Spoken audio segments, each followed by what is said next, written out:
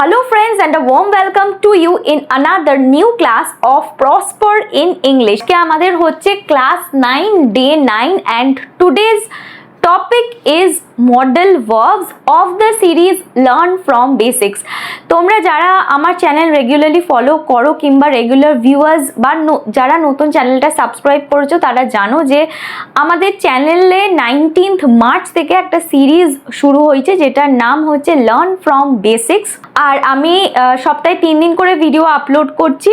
তো তোমরা যারা দেখছো ভিডিওগুলো কেমন লাগছে ক্লাসগুলো আমাকে নিচে কমেন্ট করে জানাও। And before we move on to the class, this is me Susmita, তোমরা দেখছো প্রসপার ইন ইংলিশ। চলো আজকের ক্লাসটা শুরু করা যাক।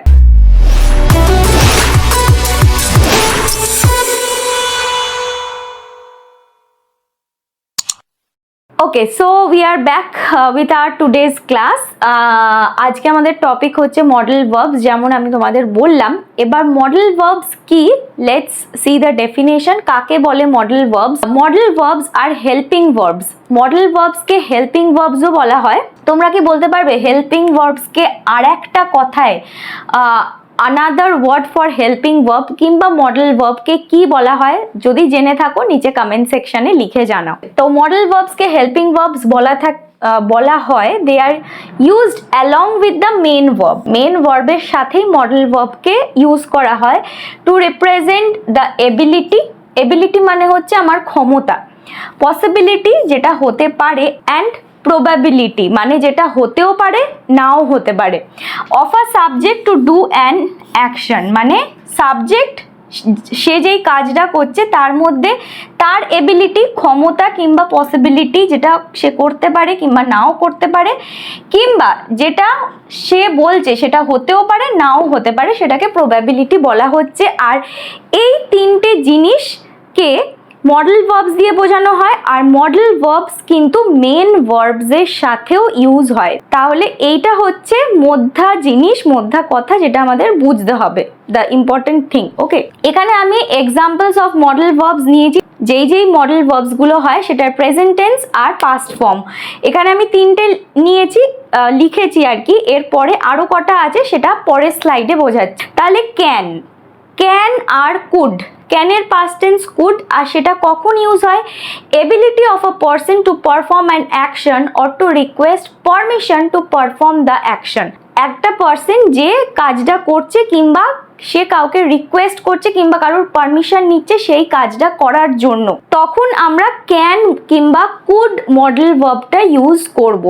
নেক্সট হচ্ছে মে কিংবা মাইট।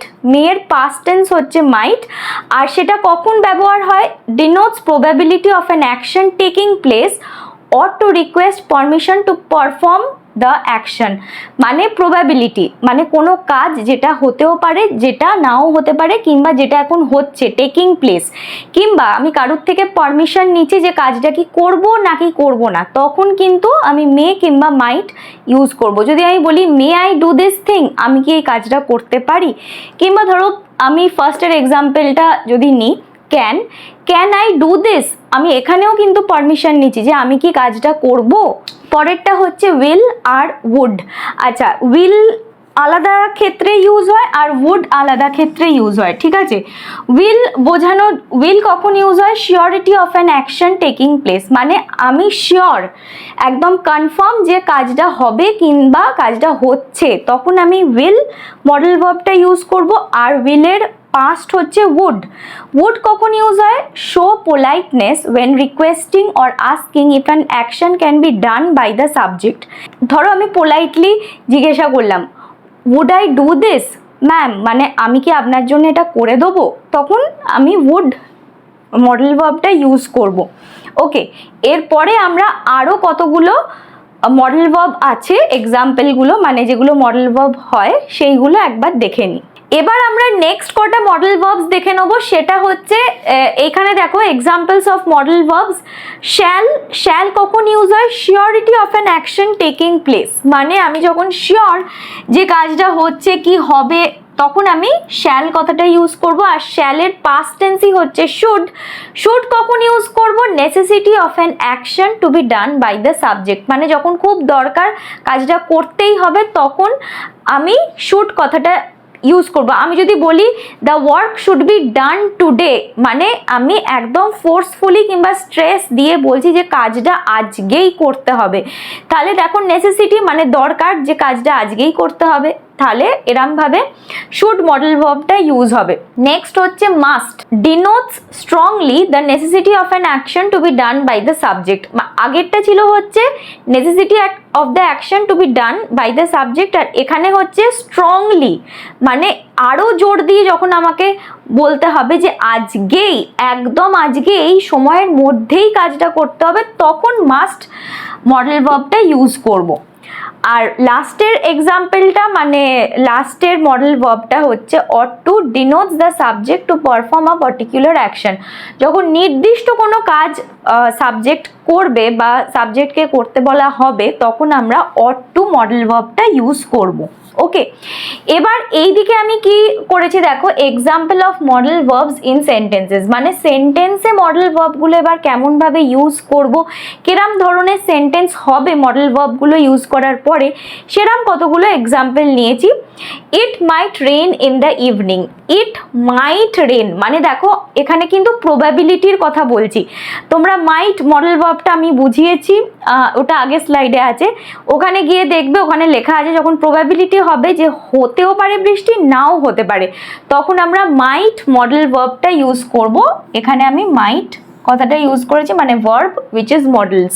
Can you pick up my brother from school, মানে আমি কাউকে অনুরোধ করছি বা জিজ্ঞাসা করছি যে তুমি কি আমার ভাইকে স্কুল থেকে নিয়ে আসতে পারবে, তখন আমরা ক্যান মডেল ভার্বটা ইউজ করব। মডেল ভার্ব কিন্তু শুধু সেন্টেন্স লেখার জন্য ইউজ হবে না, এই ভার্বসগুলো কোয়েশ্চেন করার জন্যও ইউজ হতে পারে। নেক্সট হচ্ছে I could help you if you want, মানে আমি তোমাকে সাহায্য করতে পারি যদি তুমি চাও, মানে একটা কন্ডিশন লাগাচ্ছি যে যদি তুমি চাও আমি সাহায্য করতে পারি, তাহলে এখানে মডেল ভার্বটা হচ্ছে could. And the last sentence হচ্ছে all the students of this institution ought to abide by the rules. Ought to মানে যেটা মেনে চলতেই হবে, তখন আমরা অট টু মডেল ভার্বটা ইউজ করব, যেটা আমি এড়িয়ে যেতে পারবো না কিংবা না মেনে কোনো উপায় নেই, তাহলে এখানে আমি অট টু মডেল ভার্বটা ইউজ করেছি।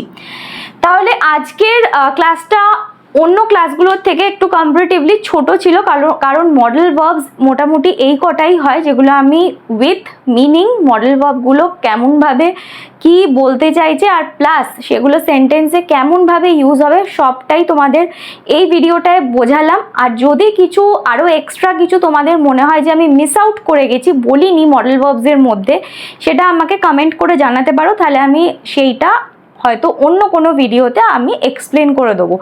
আর তোমাদের যদি এই ভিডিওটা ভালো লেগে থাকে অ্যাজ ইউজুয়াল প্লিজ একটা লাইক করে দিও।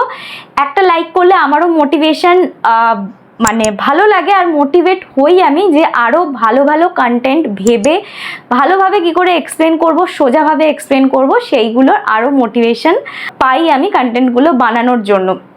আর বন্ধুদের সাথে তো তোমরা অবশ্যই ভিডিওসগুলো শেয়ার করো, আর চ্যানেলটা যদি সাবস্ক্রাইব না করে থাকো তাহলে চ্যানেলটা সাবস্ক্রাইব করে নাও। যখন সাবস্ক্রাইব করছো সাবস্ক্রাইব বাটনটা প্রেস করে অল অপশনটা কিন্তু অবশ্যই ক্লিক করো। যদি ক্লিক না করো তাহলে আমি ভিডিও আপলোড করব, ইউটিউব থেকে কিন্তু কোনো নোটিফিকেশান যাবে না যে নতুন ভিডিও আমি আপলোড করেছি।